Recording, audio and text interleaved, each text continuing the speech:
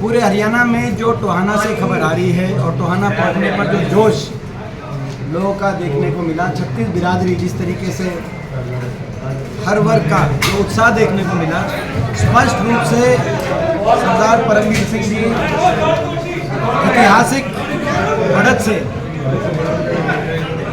जीतने जा रहे हैं। टोहाना विधानसभा क्षेत्र से ये सीट कांग्रेस की झोली में जा चुकी है। अब ये केवल ये प्रश्न चिन्ह बनता है कि कितना बड़ा मार्जिन होगा। जीत और नतीजे में कोई संशय नहीं है, कांग्रेस जीत चुकी है, सरदार परमवीर सिंह जी जीत चुके हैं।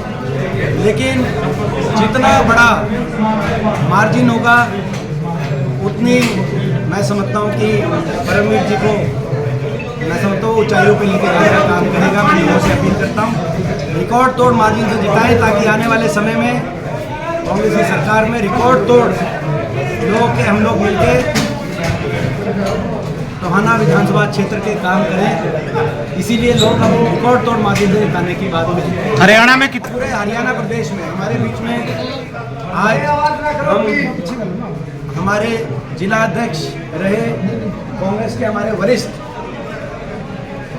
नेता सरदार रणधीर सिंह जी का भी हम बहुत उनका भी इस बात के लिए हम उनका आभार व्यक्त करना चाहते हैं कि परमवीर जी के चुनाव को आगे लेके जाने के लिए जिस तरीके से रणधीर सिंह जी ने जो हर बात बारीकी से देख रहे हैं, संभाल रहे हैं और कंधे से कंधा मिला के चल रहे हैं।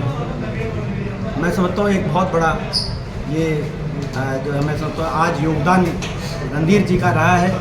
टोहाना विधानसभा क्षेत्र के अंदर जो माहौल बना है, तो हम रणधीर जी का भी बहुत इस अवसर पे आभार व्यक्त करते हैं। जहाँ तक हरियाणा की बात है, हरियाणा में चारों तरफ अलग अलग जिलों में कल पिछले 4-5 दिन से मेरे को जाने का अवसर मिला है। कल जैसे मैं अम्बाला में था सुबह, जहाँ अम्बाला सिटी में सरदार हिम्मत सिंह जी ने और जसबीर मल्होर ने अपने नामांकन वापस लिए निर्मल सिंह जी के पक्ष में। अम्बाला में ये रिपोर्ट आ रही है कि अम्बाला की 9 की 9 सीट कांग्रेस पार्टी की झोली में जा रही है। इसी तरीके से उसके बाद में कल हिसार आया। हिसार में प्रोफेसर संपत सिंह जी ने अपना नामांकन वापस लिया। हमारे प्रत्याशी नलवा से अनिल मान जी के पक्ष में। हांसी में सुमन शर्मा जी ने और प्रेम सिंह मलिक जी ने अपना नामांकन वापस लिया। हमारे प्रत्याशी राहुल मक्कड़ प्रत्याशी के पक्ष में। तो वहाँ भी हिसार से भी आप रिपोर्ट लेना, हिसार से भी ये रिपोर्ट आ रही है कि हिसार में भी लगभग सारी सीटें किन मुद्दों पर शादी तो मैं अभी आ रहा हूँ पहले जी। और इसी तरीके से टोहाना के साथ साथ पूरे फतेहाबाद जिले की 3 सीटों का आप रिपोर्ट ले सकते हैं। और अब धीरे धीरे जो माहौल बन रहा है, सिरसा की 9 की 9 सीटें, सिरसा लोकसभा क्षेत्र की 9 की 9 सीटें, धीरे धीरे जो माहौल बन रहा है वो कांग्रेस के पक्ष में जाने की जो है मैं समझता हूँ कि तरफ बढ़ रही हैं। आपने देख लिया, आपने ये भी देख लिया कि सिरसा में एक आधी सीट पे जहाँ पे INLD के साथ मुकाबला था, लेकिन INLD का सच सामने आ गया, अभय सिंह जी का सच सामने आ गया। ये हम पहले ही कहते थे कि ये वोट काटू पार्टियां बन गई हैं।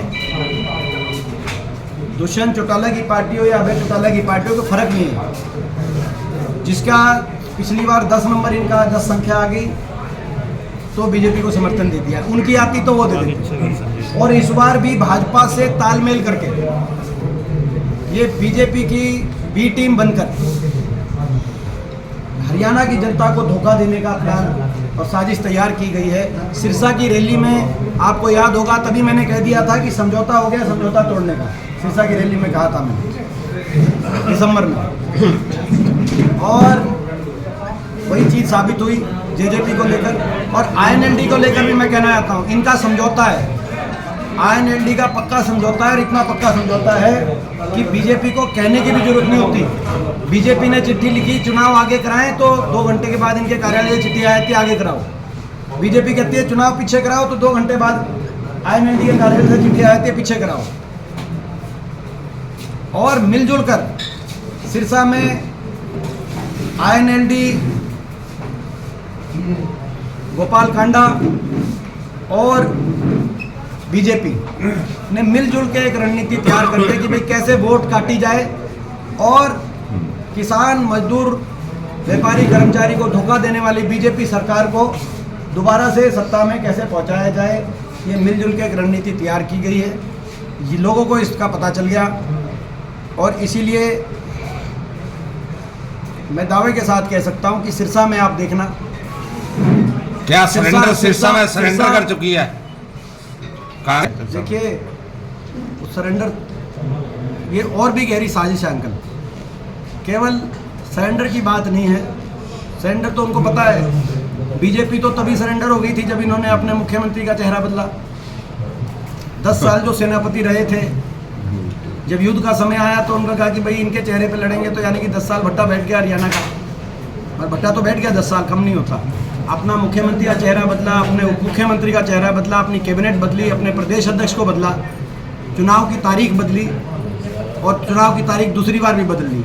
लेकिन बीजेपी के कष्ट कम नहीं हुए ये सब बदला बदली से, क्योंकि जनता ने तय कर लिया जनता सरकार बदलेगी। कांग्रेस पार्टी की सरकार हरियाणा प्रदेश में बड़े बहुमत के साथ बनेगी। 10